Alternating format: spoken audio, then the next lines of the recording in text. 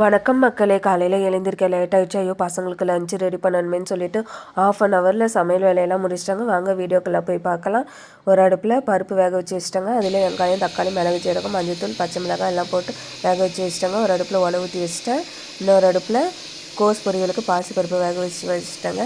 இந்த டைமில் நம்ம காய்கறி புளியெல்லாம் ஊற வச்சுக்கலாங்க. ரெடியாக கட் பண்ணி எடுத்துக்கலாம். பருப்பு எல்லாம் நல்லா வெந்து வந்துருச்சுங்க. நம்ம சாம்பாருக்கு பொரியலுக்கு ரெடி பண்ணிக்கலாம். எண்ணெய் சூடானாலும் கடுகு, சாம்பாருக்கு கத்திரிக்காய் முருங்கக்காய் போட்டு, பொரியலுக்கு பூண்டு, கடலைப்பருப்பு, பச்சை மிளகாய், சாம்பாருக்கும் பொரியலுக்கும் கருவேப்பிலை போட்டுக்கலாம். நல்லா வதக்கி விட்டுட்டு பூண்டு எடுத்து போட்டுக்கலாங்க. தேவையான உப்பு போட்டுக்கலாம். சாம்பாருக்கும் பொரியலுக்கும்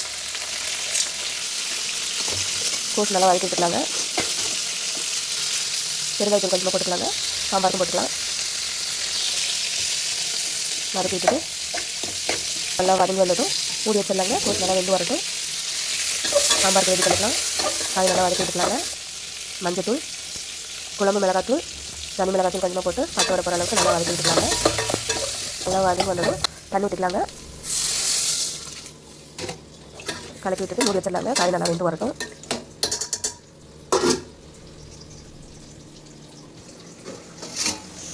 கோஸ் நல்லா வெந்து வந்துடுச்சிங்க. நல்லா வதக்கி விட்டுட்டு வேக வச்சு பாசி பருப்பு எடுத்து போட்டுக்கலாம். கோஸை நல்லா வதக்கி விட்டுக்கலாங்க. அவ்வளோதாங்க, கோஸ் பொரியல் ரெடி ஆகிடுச்சு. நம்ம சாம்பாருக்கு ரெடி பண்ணிக்கலாம். காய் நல்லா வெந்து வந்துடுச்சுங்க.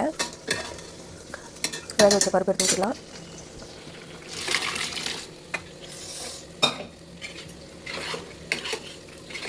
சாம்பார் நல்லா கலக்கி விட்டு மூடி வச்சிடலாங்க. சாம்பார் நல்லா கொதி வரட்டும். சாம்பார் நல்லா கொதி வந்துடுச்சுங்க. நல்லா கொதி வந்ததும் புளி கரைச்சி ஊற்றிக்கலாம். புளி கரைச்சி ஊற்றினதும் சாம்பார் நல்லா கொதி வரட்டுங்க. சாப்பாடு நல்லா வெந்து வந்துச்சுங்க. சாப்பாடு வடித்து எடுத்துக்கலாம். சாம்பார் நல்லா கொதி வந்துடுச்சுங்க. கொத்தமல்லி தூவிட்டு இறக்கி வச்சிடலாம். சாம்பார் ரெடி.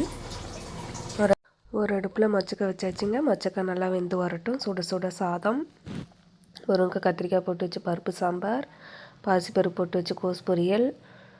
நைட்டு சாதம் இருந்துச்சுங்க. தண்ணி ஊற்றி வச்சுருக்கேன். பழைய சாதம் நேற்று வச்சு ரசம் சூட் பண்ணி எடுத்துக்கிட்டேன். மாங்காய் ஊறுகாய்.